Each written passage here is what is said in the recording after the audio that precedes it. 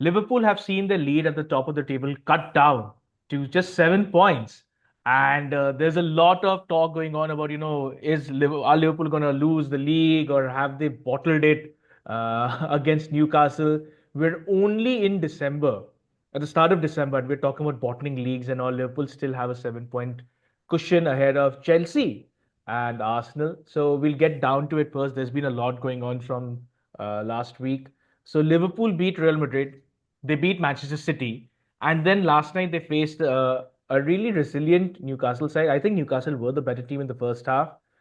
We came back from 2 goals down, so 1-0 and then 1-1 and then 2-1 and 2-2. And then Mohamed Salah again was a savior. He scored an exceptional goal to make it 3-2, I think, in the 84th minute. But then a lapse of concentration from a goalkeeper, Kelleher, allowed Fabian Schär to score from a very acute angle. This was, I think, in the 90th minute. And that's how the match ended 3-3. Now, one section of fans are saying that this was points dropped. Liverpool should have won it, and we would have kept like a 9 point cushion uh, ahead of Arsenal and Chelsea. The other section is saying that no, this is actually a pretty good point. I'm siding with the latter half, obviously, because it makes sense. Like we've played so many tough games in that stretch. We played Leverkusen, Bologna, AC Milan, Real Madrid, Manchester City, Arsenal, and Chelsea. And we've dropped points in the Arsenal game, we've dropped points now. So it's fine. I mean, things like this will happen.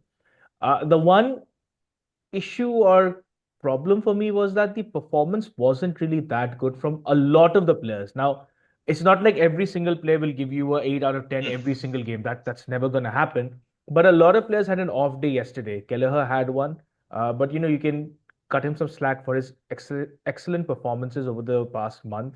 Darwin Nunes was another player who was really well below par.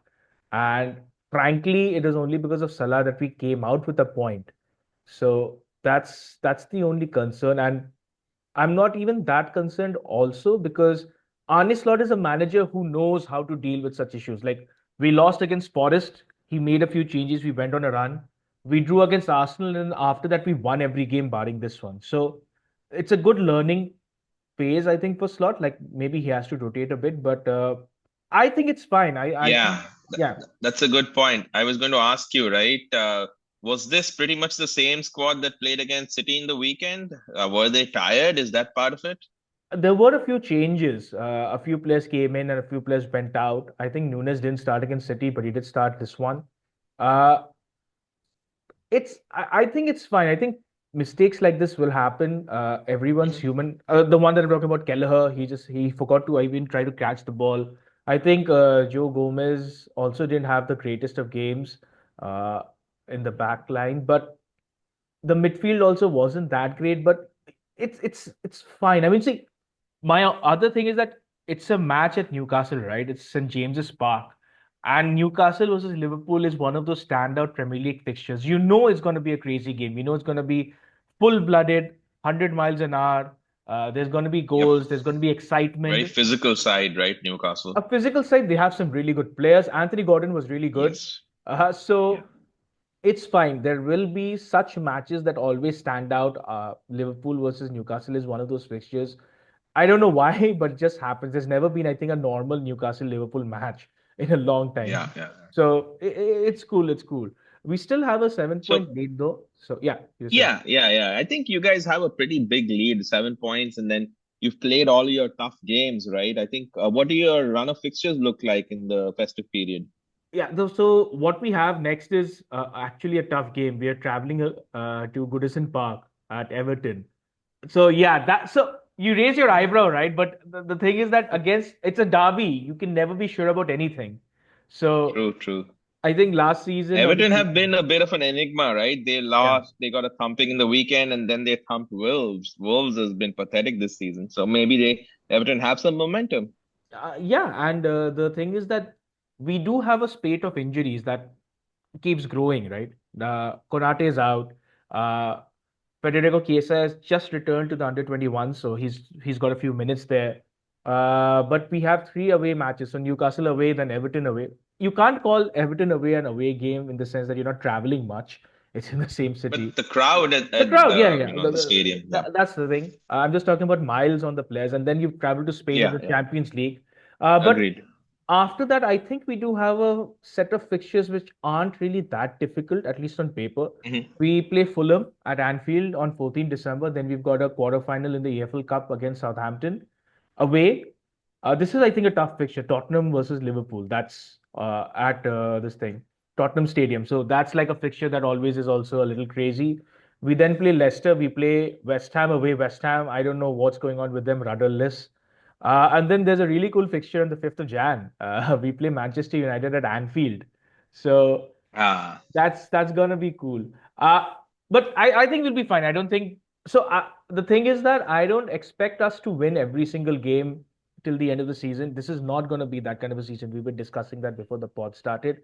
We've seen Manchester City have a blip. We've seen Arsenal have a blip. We've seen Chelsea kinda have a blip in between before they're running like they're winning games right now. Liverpool will have a blip. Chelsea are not in the title You race. We'll say talk that, about this, no, but no, yeah, yeah. you say that just 7 points and we still have what 24 games left. I'll tell Seven you points why, in but yeah, 24 games. yeah. Yeah, fine. So Liverpool will drop points, and it's imperative that we don't lose our heads in such a situation. Mhm. Because the Premier League A has so many tough games, right? It's always going to take a toll in some matches or another. And then B, we still need to understand that this is Slot's first season at Liverpool with no new players, and he's still done such an amazing job. The only game we've lost this season in all competitions is against Nottingham. Nottingham Yeah. Forest. Yeah. So I think we should cut them some slack. Uh, we could do with a few signings in January. I think this was a discussion we had before Yeah. the start of the season where we needed a center Well, back, we needed a DM, and we needed a left back. well, Adim, apart from signings, don't you think that this contract situation, if it keeps dragging on, can have an effect on the performance of the team? Yes or no? If that's the case, then I don't know what would have happened if Salah, Van Dijk, and Trent all had already signed their contracts because it certainly doesn't look like it's affecting any of them. At least not Salah and Van Dijk. I think they've been exceptional this season. Trent also looks pretty good. But yes, I do agree that it's gonna play in the back of the head. So in between, I remember I think after the City game, Salah came out and said that this could be my last Premier League game against Manchester City, and everyone went crazy and like, oh, this is another Mohamed Salah outburst. He did that I think a couple of weeks before that, where he said that this could be my last game at Old Trafford. So Arne Slot was asked about this, right? And he had a very hilarious reaction to this. This guy is just too good on the mic. So they asked him that, Mohamed Salah said this and what do you think about it? And he's like, oh, maybe he has some inside knowledge on the 115 charges and Man City are going to get relegated. Oh, wow. And then he was quick to So, say that it's a joke. No, no, then he's like, oh, no, no, it's a joke. It's a joke. But yeah, so David Ornstein came out, I think yesterday or today, and he said that, Virgil van Dijk has been offered a contract and Salah has been offered or will be offered a contract and they're sitting down with Trent. But again, it is crazy how a club like Liverpool can let three of the best players ever, I can already say that about Trent for sure, three of the best players ever run down on the final year of the contracts when they know that they're getting a new manager in. Jurgen Klopp said he was leaving in January. Uh, yeah, in January of 2024, was it? Yeah, 2024, January. So that is when they should have sat down and said, this is going to happen, this is going to happen, this is going to happen. I agree. There would have been some reservations because you don't know which manager is coming in, what kind of football he plays. not just manager though, your upper management was also not in place, right? I think that's the bigger problem, right? Like True. Richard Hughes was not in place. So, Michael Edwards was not in place. He came back, right? So that it's so like your entire management structure being changed, and this is probably on the previous management not having sorted this out. to an extent, yes, but then I also need to question what have Hughes and Edwards done since taking over. Like, oh, fine, they got slot in, but surely this should have been the priority because the only summer signings we got is Mamadashvili, who's coming, I think, after 2 years or 1 year, and Chiesa, which was like a bargain bin that nobody wanted, to pick him up, and we got him, and he still, I think, he's played 14 or 15 minutes for us. So, what did they do for so long? That's my question. Like they took over, I think in June, July. It's August, September, October, November, December. It's 5 months. But Salah is and is Trent. 5 months enough to sort out like three major contracts for three important players who will probably be your highest earners? That's not reasonable, I don't think, right? Because what would happen is, all these guys would come in and say, "Hey, this is what I want: 3-year deals, 300,000 pounds a week," and then there's going to be back and forth. It takes at least like close to 8 months to a year, But you, especially when all but three of them. so my question is, these are three generational players. You wouldn't pay Yeah. them what they deserve, like what Salah did last night, I, right? I think the apart from what salary they're demanding, I think the length of the contract, I mean, is probably a sticking point, right? It's a bigger sticking point. At least that's what I would think. Because the problem here is, right, if you give them like a 3-year contract on a 300,000, what's happened with Sterling with Chelsea? He's basically still earning like 200K from Chelsea playing for Arsenal and, not yielding any results. But the thing with Chelsea and Sterling was that he wasn't on the up when he moved from Man City to Chelsea. What we have here with Van Dijk and Salah is they're consistently putting in performances. We've Agreed. never seen a dip from them, right? Like I think the Agreed. longest drought Salah has had was like 4 or 5 games. I think Agreed. the Agreed. 2020 season or something. So, and the thing Mhm. is that these players want to stay with us. Virgil van Mhm. Dijk's never said that I want to leave and they're not into giving me a contract. Salah's never said I want to leave. He's always saying that this could be my last season. He's never said that I want to leave.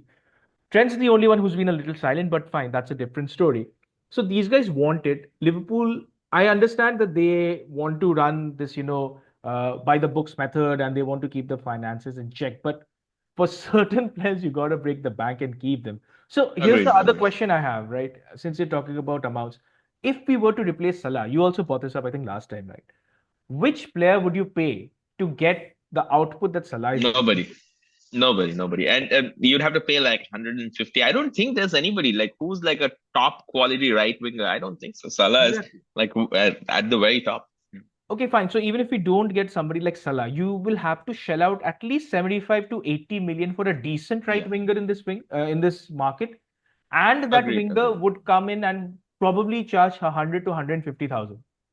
Maybe you can buy Anthony. Klopp finally gets his deal sorted. Arne Slaughter will tear off the imaginary hair he has on his head with that. So Oh my God. that, and Funny, it's the funny. same with Van Dijk. So we spoke about this Yeah. also that Van Dijk could possibly play for 4 or 5 more years like Thiago Silva Mhm. did. Uh, Mhm. so that's the thing. You can't replace these players. It's not like I want to replace a Joe Gomez or even a Soboslai or maybe a Luis Diaz where you might have options. These guys are the best that are in the position. So Mhm. Mhm. I don't know. I still think that they will sort this out, but it's just leaving a bad taste in the mouth as to why it's taking so long. They should have just wrapped it up Agreed. as soon as Agreed. possible. But yeah, this will just keep on gestating, and then we've got the Merseyside derby. Hopefully, we pick up a win, but it's always a tricky fixture, and they've won their last game, so they'll cause more problems for us. But I still think that we'll get the win because Slot's smart and he'll probably mix things Mhm. around. Uh, yeah, One thing I want to talk about before we move on from this, especially because you brought, Anthony Gordon's name up a while back. I remember when Chelsea were being linked to Anthony Gordon when he was at Everton. He was just up and coming, and Tuchel apparently wanted him. Everybody went crazy. Like, who is this young kid? Why are you paying 50, 60 million pounds for him? That doesn't make any sense, right? That again goes to show, the scouts know what they're doing, the data nerds know what they're doing. They were looking at, some very specific skills and parameters for this player, and he's turned out to be a great player, right? I think he should definitely be, starter for England. He's got some very good attributes.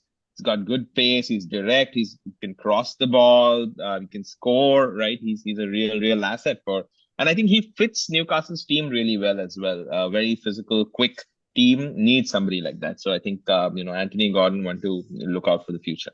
I really do think he'll be moving at the end of the season. I think it's time. Newcastle haven't kicked on under Eddie Howe that people thought that they would. Like they reached the Champions League, obviously, and then after that, it's not been that great. So I think he'll move. He was linked with us in the summer. There was this talk about him replacing Luis Diaz, but Diaz has looked good. So who knows? Maybe he could be one that joins us next season. But we got to talk about what happened to Liverpool's rivals, Arsenal. They kind of stopped the rot now after like going a few games without wins. Uh, they faced Manchester United, Ruben Amorim's first real test as Manchester United manager. And I saw the highlights of the game, and there was really nothing that Manchester United did in that game. I'm really kind of surprised. I'm not surprised, but you expect that new manager bounce to happen, right? And you Mhm. expect the players to play with a little bit more zeal and zest and all. And it just didn't click for United. And speaking of scoring goals and zeal and zest, Arsenal did what they do best. Two goals from corners. A lot of people, yeah. I mean, it's good for them. It's such an ugly way to win, right? Oh my God. No, so the people, so there is a defense for this. They're saying that can you not score from set pieces? Is that, barred in No, football? no, you can. I mean, I'm saying a win is a win, but it's an ugly win. Well, that's how Mourinho won titles at Chelsea at times. But I will say one thing. Really? Mourinho's football was good. Like he had players that would score goals. I remember there were times Yeah. like you had Damien Duff, you had Arjen Robin. Yeah. It was good football to watch, but you had a very, Mhm. very tight defense with John Terry and I Mhm. think it was Carvalho initially and then Pablo Ferreira. Yeah. So that's a separate story. But Arsenal, so they have really good attacking players, but I don't know what it is with them, or I don't know how they keep scoring these goals from corners. It's the same routine. They crowd the box. I don't know why defenses can't sort it out. I think they should be able I to, but think I somehow Chelsea did Chelsea's game, right? I was so scared Chelsea are going to concede like 3 goals off of corners against Arsenal. I don't know how they did, but we didn't. I think the goal that Arsenal scored was not off a corner, it was off of open play. And I don't know if you saw this, one of the goals yesterday, Saliba basically scored off his backside, off his butt. yeah. It's like they're not content with scoring off their heads anymore. They want to score off their butts from corners. That's the funniest thing ever. It's insane. So again, Arteta's getting the job done now. I think Arsenal will go on a pretty good run because they've got some easy-ish fixtures. They're playing Fulham, Mhm. then they're playing Everton, then they play Crystal Palace, and then they have Ipswich Town. So like that's four games that you're gonna win. They've got Brentford after Mhm. that, so the five wins. And then they've got Brighton. So Brighton could be the one slippery game that they have. But Arsenal look good. I think there's still in the chance for the title. I don't think you can write off City yet also because should Liverpool drop more points, it'll only, give more confidence to the teams that they'll be able to catch them down. You must remember that Liverpool have a lot of injuries as well. So we don't have a left back, we don't have a centre back. Arsenal look good. So yeah, I mean, what do you think? Do they have a real chance of being in the Premier League race?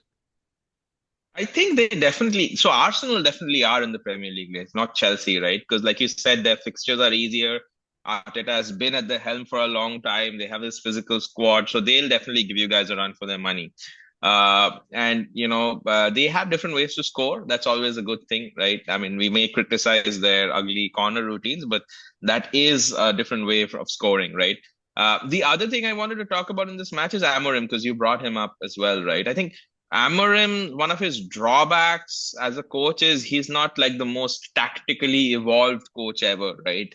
He's a very good coach. He can coach a back three really well. His teams win a lot of things, but I think it'll take time, right? If you're not kind of out tacticoing your other coach, it'll take time for your team to understand what he wants. And I think Malasia and all of these guys came back after a long time. Lenny Where Yoro was came he? back and he Where was made some who Malasia? Malasia, we these guys were all completely forgot. injured. Yeah, These yeah, I guys know, were all no. injured, and Like we completely yeah, forgot yeah, about these guys. yeah. Lenny Euro made a comeback. He made some very good tackles, so that's very encouraging to see. He's a generational center back. So I think they it'll take time though. I think the new manager bounce. I think that's kind of gone. At least when it comes to facing tougher opposition, I don't think the new manager bounce really counts, right? So let's see what Amorim does. But I think again, Man United have to give him time. So moving on to the other team that's in the race. You keep on denying that they're not in the race for a title. I'll keep on saying that they're there until they're mathematically out. It's Chelsea. Uh, Uh, they beat Southampton 5-1. I think Chelsea's been on a pretty decent run. Uh, yeah. and they look really good. So this is the thing. We knew Maresca was a good coach. Uh, Mhm. and I think what's really worked out for him, and I think quite a few people criticized him initially for saying it, is that, he said that this is going to be my first team. These are the 23, 25 players that I'm going to work with. The rest I really don't care about. He stuck to his guns. It's working out quite well. Their second positions on goal difference. I think Chelsea are there in the race for it. I know you have your doubts about this, so please go ahead. Yeah, but you brought up a good point, right? The fact that he's kept the squad small. I was thinking about Chilwell just yesterday. I was feeling bad for him, right? What a fall from grace. He doesn't get to play in the first team or the second team. But I guess, Maresca has a way of playing and he expects, the players on the pitch to be technical, right? So Chilwell is more of explosive wing back. He's not very technical. So I think that's what is keeping him out of the team and keeping other folks out of the team as well. But okay, so I mean, Maresca keeps saying that we are not in the Premier League title race, and so do I, because again, he's a new coach. There are some very obvious, issues with the squad still, right? We are very weak on defending counter attacks, right, and transitions because we lack a little bit of physicality. One of the things that we'll see in the next matches against Tottenham is how do we cope without Wesley Fofana because he's injured for at least out for a month or so. And Wesley Fofana and Colwill have a very complementary partnership, right? Colwill is kind of the sweeper center back who's good at passing. Fofana is the center back who's really good on the front foot, right? He goes, makes the tackle, wins the ball back early. And we don't really have a replacement for Fofana, right? So we'll see right there against Tottenham, what happens. Of course, it was a good performance against Aston Villa on the weekend, 3-0, a wonderful win, followed up by the 5-1 win against Southampton. That was helped by the Southampton captain getting a red card for pulling Cucurella's hair. I don't know why somebody would pull somebody's hair in this day and age with so many cameras.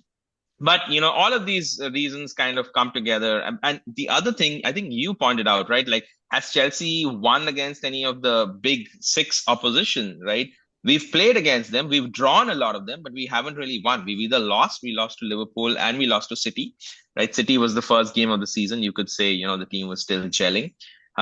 We've drawn against Arsenal, right? So I don't see us actually winning any of the big games, and you need to win the big games, right, to be in the title race, at least, half of them. And that's basically where we are at. Against Tottenham, it's going to be a good game in the weekend. The Wesley Fofana thing is going to be interesting. And also, the other thing that's going to be interesting is this time against Southampton, Caicedo, Enzo, Palmer, they kind of played in the team for the longest time.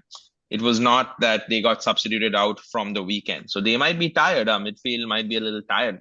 So we'll see what happens. I think from a fan's perspective, of course, this season has been a refreshing change from being perpetually 8, 9, 10 last couple of seasons to being at least back in the contention for the top four. But we definitely are not, title contenders at all. I don't know what they'll do in the January transfer market. If they go out and get a good center forward and a physical central midfielder, things might change. But as long as that doesn't happen, we are definitely not title contenders. But we are content fans at least. Wow, keeping playing it down. But yeah, I think the target was reaching the Champions League. It was the same for us also this season, so I think both clubs should be in the Champions League at least for now. But yeah, this weekend there's some really interesting fixtures. We've got I think two or three derbies. We've got Everton, Liverpool, we've got Tottenham, Chelsea, we've got Fulham, Arsenal. That could be Wow. a fun game also. And then we've Yeah. got Crystal Palace versus Man City. So Crystal Palace have been a thorn in Man City's side for quite a few seasons. We'll have to see how it goes for them. I mean City because they've been a little off. They finally broke the streak this time around, but that was against Forest. So yeah, we need to see what goes on. So that's it for this week's show. Do let us know if you like our content. Like, share, and subscribe. And till next week, we'll see you. Bye bye.